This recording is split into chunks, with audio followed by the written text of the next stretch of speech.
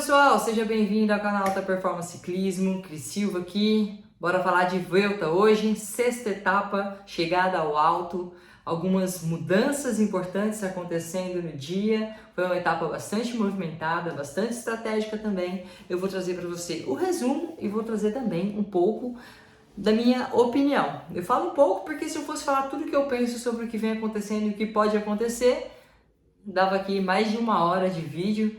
Então, dia após dia, eu vou trazendo aqui o que eu penso sobre a prova. Detalhe, vamos trazer o patrocinador desse canal para esse vídeo, Solifes. Quero mostrar para vocês aqui o creme Nano Derme da Solifes. É um creme que ele gela a musculatura. Eu sempre utilizo ele para fazer uma massagem pós-treino, principalmente treinos longos e também treinos intervalados. Ele ajuda a diminuir o processo inflamatório decorrente daquele estresse que o treino desencadeou na minha musculatura, e eu também uso ele para fazer uma drenagem, né, para ajudar a remover já a sujeira que fica na musculatura após um treino mais duro. Fica aqui a sugestão para vocês, um creme da Solifes. Bom, vamos falar então de Vuelta. A Vuelta que teve na etapa 4 e 5 foi para sprint. O vencedor das duas etapas foi o australiano da Alpecin, o Caden Groves. Ele venceu as duas provas e agora ele é o atual líder da camisa verde. Ele é o atual líder por pontos da Vuelta à Espanha, o melhor sprinter. Inclusive na quinta etapa a gente teve o contrarrelogista Filippo Ganna sprintando e fazendo o segundo na etapa, ele que fez um sprint bem longo. O Ganna, se tivesse posicionado um pouquinho mais para frente, ele teria grandes possibilidades de ter vencido. Eu não falo que ele teria vencido, né, porque muita coisa pode acontecer, mas ele saiu 3 bicicletas para trás do Caden e ainda assim ele conseguiu chegar lado a lado com o sprinter da Alpecin. Olha aí, acontecendo de tudo nesse pelotão, né? Filippo Ganna, contrarrelogista, vice-campeão mundial faz 20 dias de contrarrelógio e tá sprintando. Vamos abrir uma aspa aqui, eu não sei se o nível dos sprinters na Vuelta à Espanha tá tão baixo ou se é o Ganna que em 20 dias conseguiu melhorar o seu sprint. Fica aí essa pílulazinha para você pensar e dar a sua opinião aqui nos comentários, tá bom? Tá, sexta etapa hoje, etapa de montanha. Vamos entender como é que foi a prova. 185 quilômetros, chegada ao alto. Aqui é o percurso bastante montanhoso, desce mais, aliás, sobe mais do que desce, né? Subia, descia um pouquinho, subia mais, descia um pouquinho, então dura, tracionando o dia inteiro. As principais subidas de hoje, no quilômetro 48, 5 quilômetros subindo com a média de 47%. Depois, no quilômetro 83, 6,1 quilômetros de subida com média de 6,2 de inclinação. Aqui, a subida principal do dia, começando, aliás, com 10 quilômetros e 8% de inclinação. Aqui que o bicho pegou. Entendido o cenário, começou a prova, saiu uma fuga de mais ou menos 30 atletas. 30 ciclistas já foram embora. Começou a última montanha do dia, a fuga estava bem grande ainda, mas aos poucos ela foi se despedaçando, foi ficando o pessoalzinho para trás. Lá na frente, o Enio Rubio, da Movistar, deu um ataque, faltando mais ou menos 7 km para a meta, para a chegada. Logo em seguida, o Sepp Kuss, detalhe, a Jumbo lançou hoje 4 atletas para fuga. Eu tenho visto uma Jumbo bem mais solta, bem mais relaxada nessa volta. Também não é por menos, a gente sabe que o grande foco deles do ano era o Tour de France. Lá você via a equipe sempre muito tensa, a Jumbo até um pouco engessada dentro das suas estratégias. Aqui eu vejo os atletas da Jumbo mais solta, o próprio Vingegaard, que é um ciclista bastante concentrado e compenetrado. Eu vejo ele sempre falando com outros ciclistas, muito sorridente. Com certeza está bastante leve, não só o Vingegaard, campeão do Tour de France, como toda a equipe de uma forma geral. Lançando, como eu falei, 4 atletas para uma fuga, coisa que a gente não viu no Tour de France. A gente via mais a Jumbo, lançava também atletas, o Volt era um dos principais que eram lançados na fuga para esperar o seu líder lá na montanha. Hoje lançaram 4. Sepp Kuss, que a Jumbo já tinha tentado fazer ele vencer a etapa 3 que também era chegada ao alto. Saiu atrás do Rubio, ali faltando mais ou menos 5 km. Quando passou pelo Rubio, já passou direto, abriu um gap e conseguiu vencer a etapa. Sepp Kuss, que tá no terceiro grande tour dele do ano, imagina o estresse, né? Ele tá na 62ª corrida dele e fazendo um feito inédito, correu as 3 grandes voltas. A gente sabe que na penúltima etapa do Tour de France, por exemplo, ele sofreu uma queda muito feia, se machucou bastante, corre ainda com esparadrapo no rosto para proteger as cicatrizes. Venceu, conseguiu vencer, muito sorridente, inclusive nos protagonizou uma cena muito rara de ver, que é aquela virada da champanhe no pódio. Geralmente esses atletas são muito cometidos, eles abrem o champanhe, comemoram, mas eles não tomam. Hoje ele deu um 5 gole grande no champanhe, lavou a alma literalmente, e agora ele vai ter 2 dias, né? 48 horas, a próxima etapa de montanha, que não é chegada ao alto, tem subidas, mas não é chegada ao alto, vai ser apenas no sábado. Então amanhã, já dando spoiler aqui, acredito que vai ser uma etapa para fuga, não acredito que inclusive que seja para sprint, eu acho que vai mais para fuga. No sábado também, eu acho que é uma etapa para fuga, assim como foi hoje, né? A fuga venceu. Beleza. Campeão da etapa, Sepp Kuss, segundo colocado, o Martinez, de 20 anos, francês, e o terceiro colocado, Romain Bardet, também francês. Vamos agora então entender de GC. O que aconteceu com Remco Evenepoel, Geraint Thomas, Primož Roglic e o Vingegaard. Líder do dia, quem largou com a camisa vermelha foi o Remco Evenepoel. Começou a última subida com a Quick Step puxando, conduzindo o Remco, mas sabia-se que ali eles não tinham pretensões de tirar o gap para a fuga, eles apenas estavam conduzindo. Quando faltava 5 km para a chegada, o Primož Roglic atacou e o Remco não conseguiu responder ao ataque do Roglic. Ele saiu sozinho, no caso o Roglic saiu sozinho, abriu, ficou-se ali o pelotão esperando uma reação do Remco, né? Quando é assim, é difícil alguém, por exemplo, um Mas, ou um Thomas, ou um Ayuso, que ainda estava ali no pelotão. É difícil eles quererem fechar esse gap logo, eles sempre esperam por quem está na liderança da classificação geral.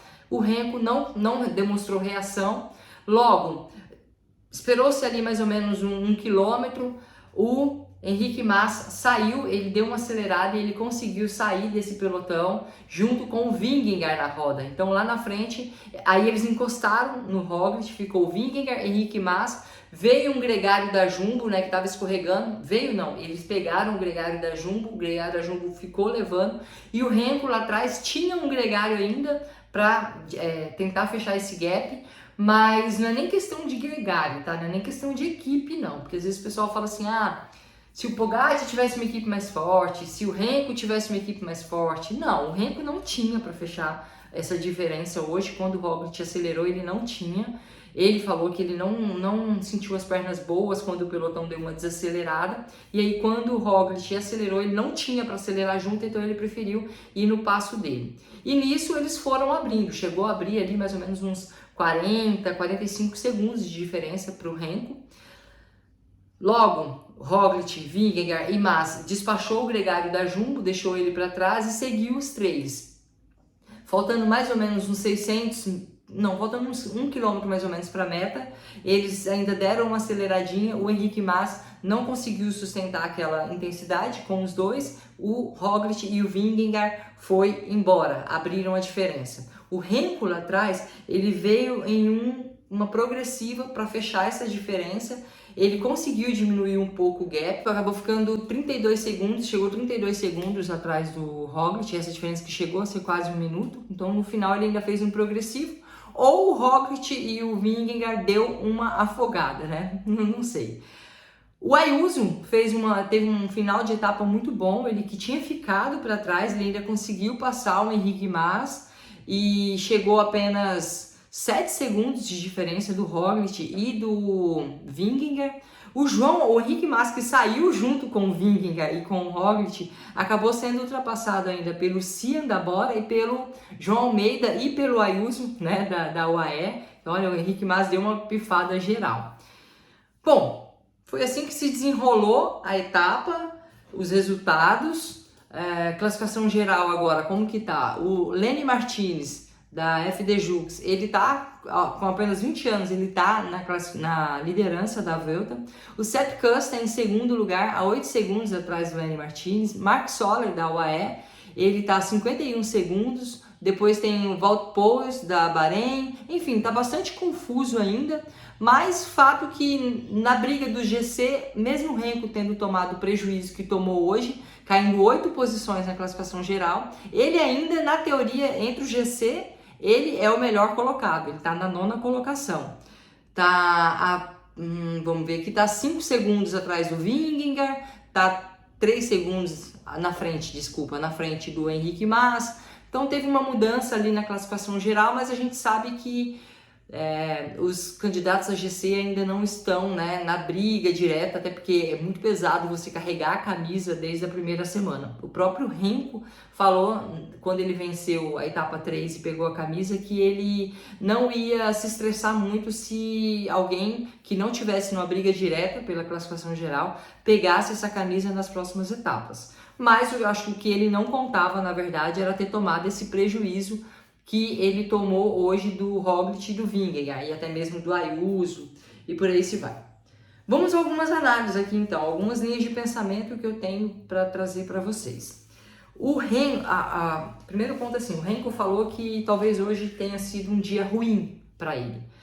E eu sei que algumas pessoas também podem chegar a falar a seguinte questão, que o Renko ficou dando pauladinha para ganhar 6 segundos em meta, ganhando sprint, a gente viu o Pogacar passando por isso no Tour de France e tal.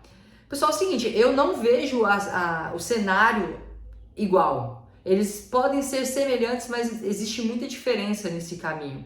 O Pogacar no Tour de France, ele dava paulada faltando 1,5 km, ia, né, 2 km, só nas penúltimas etapas ali, antes dele tomar o tempasso do Vingegaard no contrarrelógio, que ele já deixava mais para em cima da hora, porque a gente via que o barril dele estava diminuindo a quantidade de energia, né? Mas, o Vingegaard estava melhorando as suas acelerações e conseguia responder rápido, então ele já estava tentando vencer só em cima da linha mesmo. As acelerações que o Renko fez na etapa 3 foi uma aceleração de 200 metros. Alguém ia ter que acelerar, né? O Renko acelerou, porque ele sabe que aquele tempo poderia ser muito precioso. Você acelerar 200, 250 metros, 150 metros, igual ele acelerou ontem para pegar 6 segundos de bonificação, não venha comprometer, não dá para comparar uma aceleração dessa com a aceleração do Pogacar no Tour de France, por exemplo. Né? São cenários diferentes, existem semelhanças, mas são cenários diferentes. O Renko falou que hoje poderia ser um dia ruim. Agora, eu vou dar minha opinião assim, ó. O Renko, com todo respeito a ele, ao ciclismo dele, é um multicampeão, é um dos principais atletas da atualidade, mas ele ainda está um pouco distante de ser um escalador como um Vingegaard, como um Roglic, como um Pogacar. O próprio Renko, antes de começar a Vuelta, ele falou que ele não estava ainda no mesmo patamar do Pogacar e do Vingegaard. Na época ele citou os dois. Mas eu ainda acho que ele sequer está no patamar do Roglic, que está no mesmo patamar ali. Eu coloco ele muito próximo do Vingegaard e do Pogacar. Acho que o Renko está pesado para ser um escalador. Ele, mesmo que ele foque muito, ele ainda terá algumas dificuldades para ser um GC. A gente sabe que ele já declarou que tem como objetivo vencer um Tour de France. Eu acho que desses 3 aqui, até mesmo do Roglic que já tentou 3 vezes vencer um Tour de France, eu acho que desses 4, incluindo o Renko, ele é o que está mais distante de vencer um Tour de France. Ele vai ter que ralar bastante. Mas a gente sabe que a tecnologia, a ciência, a medicina está aí para ajudar esses atletas a atingir esses objetivos. Existe a possibilidade? Sim. Eu não estou falando que ele não tem possibilidade, estou falando que ele está bem distante, né, de um Roglic, de um Renko, ou de um Roglic, de um Pogacar e de um Vingegaard para um Tour de France. E que eu acho que hoje não foi necessariamente um dia ruim. Acho que ele vai ter muitas dificuldades pela frente, porque nós estamos ainda apenas na primeira semana. Alguém que eu tenho curiosidade para entender como é que vai ser o desenrolar da Vuelta vai ser o Vingegaard, que hoje, ao contrário do Tour de France, teve demonstrações de cansaço, de fadiga, estava com a cara com bastante careta, né? Eu acho que ele vai dar uma explodida ainda nas próximas semanas. E por fim, algumas cogitações que o pessoal fala que eu vejo o Cepcus como um GC, pode ser que sim. Torço para que não ocorra 3 ou 2 atletas da Jumbo no pódio final. Nada contra a Jumbo, nem contra os seus atletas, e sim em prol do esporte. Para o esporte isso é muito ruim, tá? É muito ruim você ter uma soberania, um monopólio tão grande assim de uma única equipe. Então eu torço para que tenha atletas numa crescente aí dentro dessa volta para que possa nos trazer emoções, não necessariamente pelo GC. Acho difícil alguém bater o Roglic num GC, mas que complete esse pódio aí com outras cores a não ser amarelo e preto. Vamos ver. Sábado tem etapa de montanha de novo. Acho que a fuga vence, mas pode ser que tenha movimentações na questão da classificação geral, e ainda tem muita montanha para vir, porque das 3 voltas a Vuelta é a que mais gosta de colocar montanha. Vamos ver aí o que tem por vir. Deixa aqui sua opinião, o que você acha da Vuelta até agora, o que você achou da performance desses atletas, que eu estarei lendo todos. Um grande abraço e até mais.